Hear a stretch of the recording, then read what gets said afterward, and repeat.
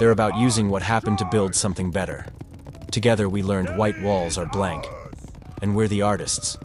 Together we learned fear doesn't disappear, but courage can be bigger. Together we keep going, day by day, choice by choice, painting our story, with colors of love, trust, hope. And those I found are the most beautiful. Ever asked yourself what you're hiding from? Who you'd be if you put fear down for one moment? Tell me, have you ever had the guts to risk even scared? Or are you still waiting for certainty before you open the door? Winter of 1221. On the frozen steppes near the Indus River, a man runs for his life. He is no ordinary man. He is the Shah of Khwarazm, ruler of an empire stretching from Persia to Central Asia. Behind him, chasing like an unrelenting storm, is Genghis Khan and the Mongol armies. The Shah will die alone on a desolate island in the Caspian Sea, while his empire burns to ashes. But the Mongol storm doesn't stop. It keeps rolling, crossing mountains, rivers, deserts. And at the forefront of that storm was something that would change the history of India forever: the Sultanate of Delhi. The question no one could answer was simple. Could Delhi survive what no other civilization had survived? Let me be clear about what the Mongols represented.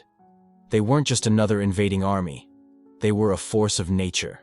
From China to Eastern Europe, every civilization that faced the Mongols met the same fate: total annihilation. The Jin dynasty in China? Annihilated. The Abbasid Caliphate in Baghdad? Reduced to ashes. The Tigris ran black with the ink of 1,000,000 burned books. Kiev? Massacred until not a stone was left standing. Hungary? Invaded twice, devastated twice. It was like trying to stop a tsunami with your bare hands. And here's the secret historians often gloss over. There was one exception. A single Islamic polity that not only survived the Mongols, but repeatedly crushed them in open battle. The Sultanate of Delhi. Between 1221 and 1328, for more than a century, Delhi faced wave after wave of Mongol invasions.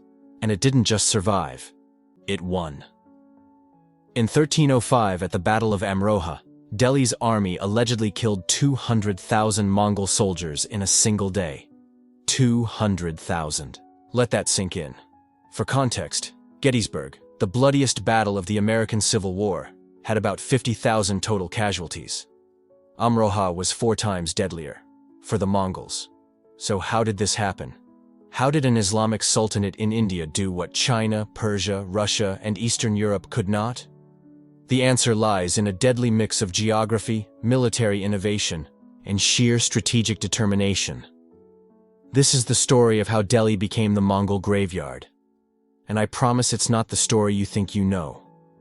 First, we need to understand exactly what Delhi was up against.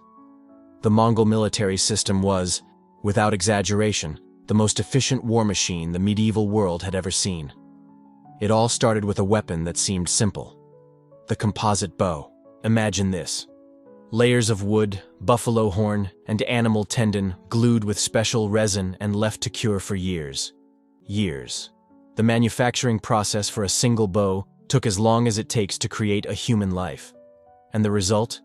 A bow that could fire arrows over 300 meters, roughly 3 football fields, with deadly accuracy. But here's the trick that made the Mongols truly lethal. Each warrior grew up in the saddle. They learned to shoot that bow while galloping, twisting completely to shoot backwards while feigning retreat.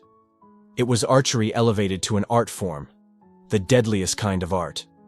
But the real genius wasn't the weapons. It was something no modern army has replicated with the same effectiveness: pure psychology. The Mongols cultivated a reputation for absolute cruelty.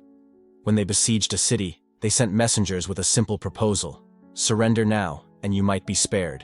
Resist, and everyone will die. And they weren't bluffing. Nishapur. 1221. The city's defenders had killed one of Genghis Khan's sons-in-law during the siege. Fatal mistake.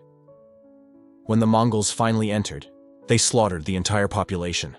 And when I say entire, I mean entire. Men, women, children, even dogs and cats. Then they stacked the heads into pyramids as a warning, pyramids of human skulls. The message was crystal clear. Resisting the Mongols wasn't just dangerous, it was suicide. And it worked. City after city opened its gates as soon as Mongol banners appeared on the horizon, because they'd heard the stories. They knew what would happen. It was terror as a strategic weapon, and the Mongols were masters of it. Now, compare that with the Sultanate of Delhi in 1221. This was not an ancient, established empire. It was a relatively new state, founded just 15 years earlier, in 1206, by Qutb-ud-Din Aybak. And here's the detail that changes everything. Delhi was ruled by Turkic slave soldiers. Not born to royalty, not heirs of ancient dynasties. They were warriors bought as children, trained from childhood in the arts of war, educated in strategy and administration, and then raised to positions of power based purely on military merit. Sultan Iltutmish, who ruled when the Mongols first appeared, he was a former slave to Sultan. This was pure meritocracy, brutal and unforgiving. If you survived and won, you ruled. If you failed, you died. No excuses. This system had advantages and disadvantages. The advantage? All the leaders were battle-hardened warriors who understood war viscerally. The disadvantage? Succession was a constant nightmare. When a sultan died, there was no clear line of succession. It was often decided by the sword. Coups, assassinations, lightning civil wars between rival factions. Delhi was always one misstep away from internal chaos. And it was precisely in this fragile state that Genghis Khan arrived at the doorstep. Winter of 1221. The Shah of Khwarezm, the man who had made the fatal mistake of insulting Genghis Khan by killing his envoys, was fleeing for his life, and that flight brought him dangerously close to the borders of the Punjab, the plains of northern India controlled by Delhi. Genghis sent a detachment of 20,000 Mongol horsemen in pursuit. They didn't catch the Shah. He escaped to that miserable island where he would die of dysentery, but the Mongols reached the Indus River, and they looked across, and they saw India. Now, at that moment, Genghis Khan made a decision that would spare Delhi for decades. He didn't invade. Why? Because even Genghis Khan, the conqueror who had raised half the known world, recognized that India was a different problem. The steppes where the Mongols absolutely dominated were vast open stretches of grassland, perfect for fast cavalry, siege and maneuver tactics, and for sustaining huge herds of horses the Mongols needed for mobility.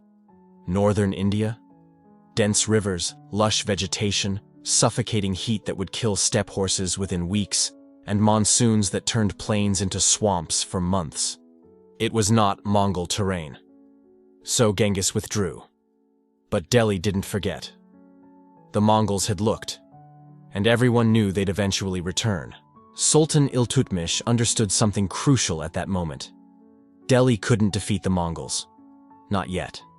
Maybe never. So he did something that wasn't heroic, but it was smart. When Genghis Khan sent envoys demanding tribute and formal submission, Iltutmish said yes. He paid, he bowed, he sent gifts, all to buy time, because time was the only weapon Delhi had. And for 2 decades, it worked. The Mongols were busy conquering China, invading Russia, devastating Eastern Europe.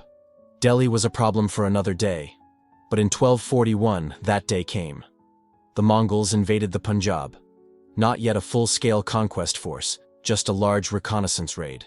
They sacked Lahore, massacred garrisons, tested Delhi's defenses. And the Sultan at the time, a successor of Iltutmish, did exactly what Iltutmish would have done. Paid more tribute, more gold, more gifts, more humiliating submissions. They bought more time. This was the pattern for decades. The Mongols invaded, Delhi paid. They invaded again, Delhi paid again. It wasn't glorious. It was survival. And each time, Delhi's commanders learned a little more about how the Mongols fought. They watched their tactics. They studied their weaknesses. They waited for the right moment.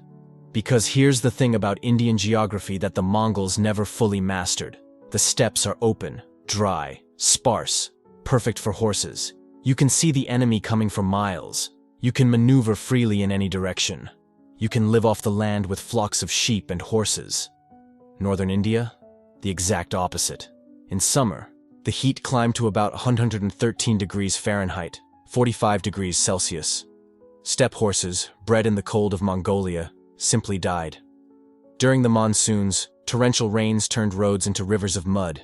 Armies got bogged down, and dense vegetation meant ambushes around every corner.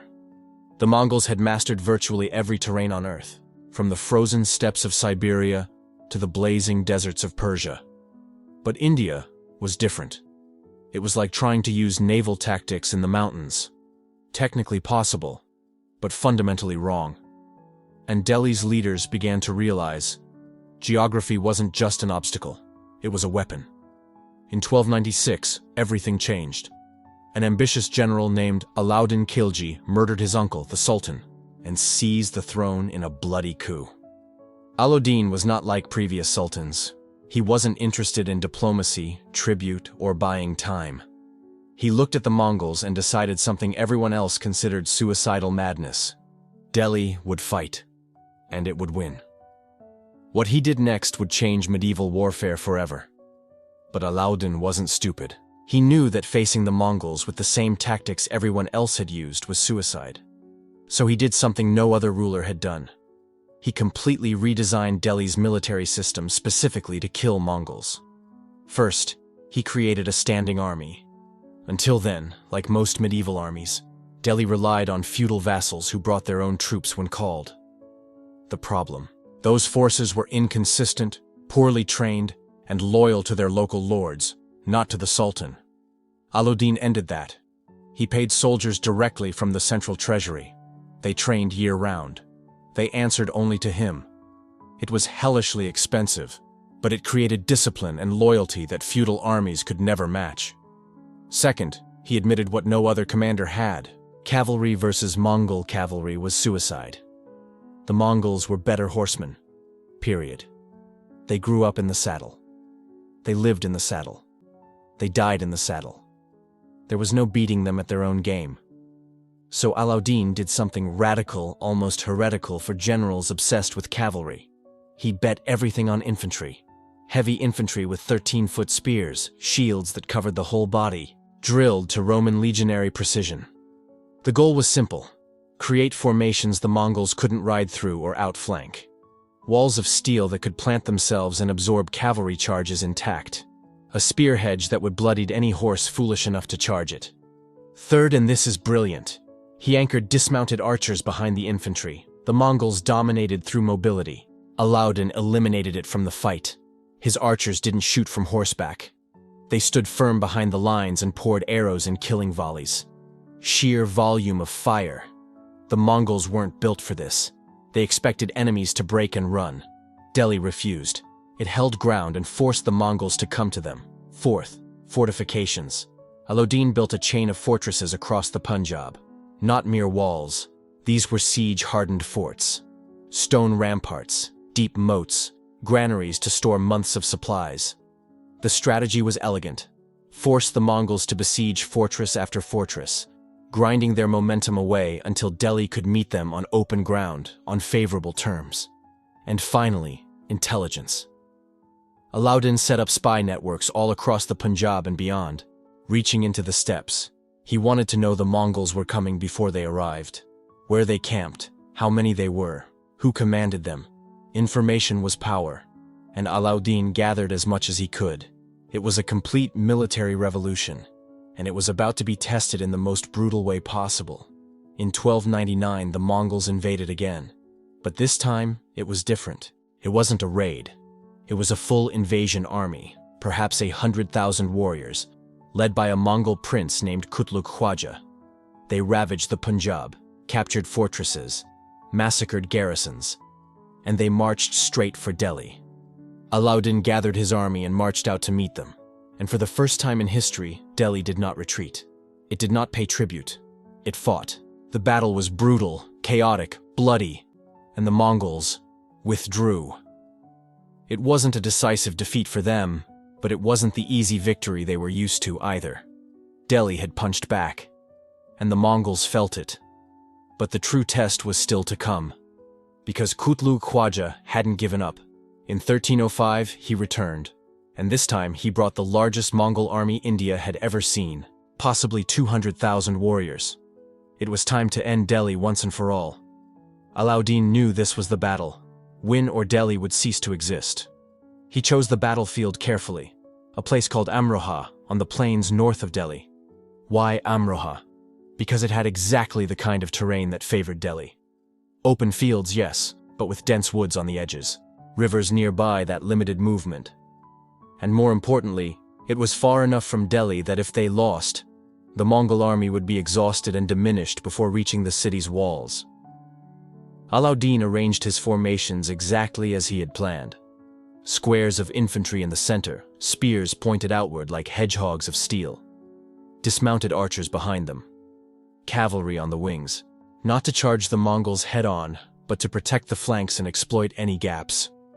The Mongols arrived and saw something they weren't used to, an enemy that didn't retreat, that didn't panic at the sight of the steppe hordes, that just stood there, firm, waiting. The battle began with the classic Mongol tactic, the feigned retreat. Mongol cavalry charged like a storm, loosed clouds of arrows, and then pretended to flee in panic. It was a trap tried on 100 battlefields. Enemy armies would break formation to pursue, shouting victory. And then the Mongols would wheel around and slaughter them while they were disorganized, scattered, vulnerable. Delhi's infantry didn't move, not 1 inch. They stood planted like iron trees, shields raised, spears steady. Mongol arrows rained down on them. Men fell screaming, arrows punching through from every angle. But the formations held. The front rank fell, the next stepped forward, automatic, relentless.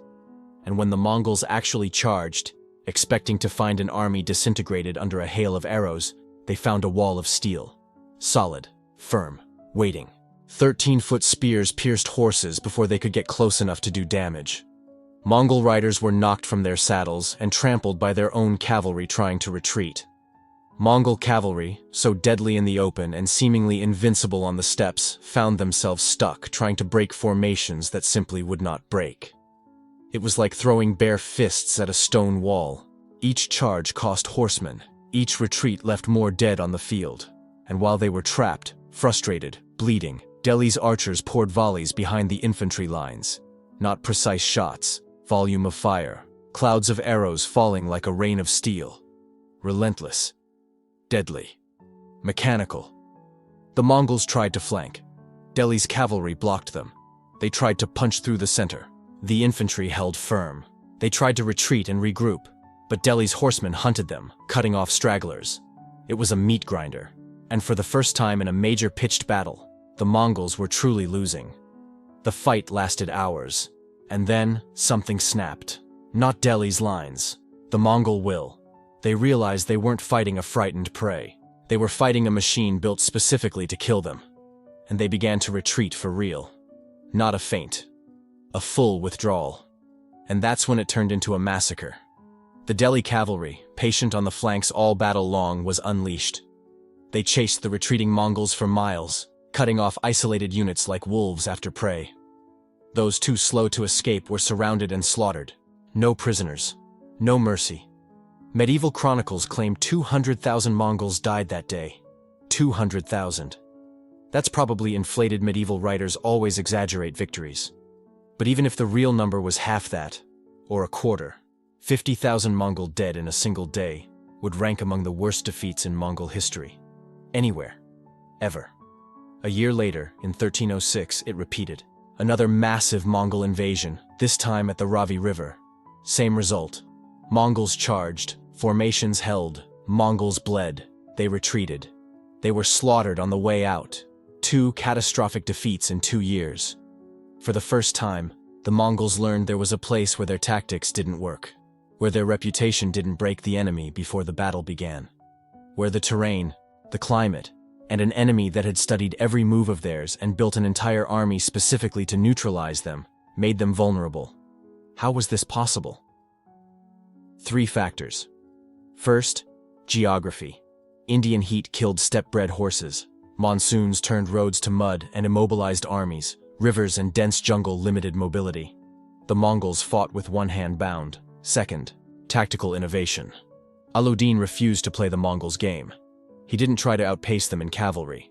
Instead, he invented something entirely new. Disciplined infantry walls, anchored archers, controlled terrain, fortress chains. It was an anti-Mongol system. Every innovation targeted a specific Mongol advantage.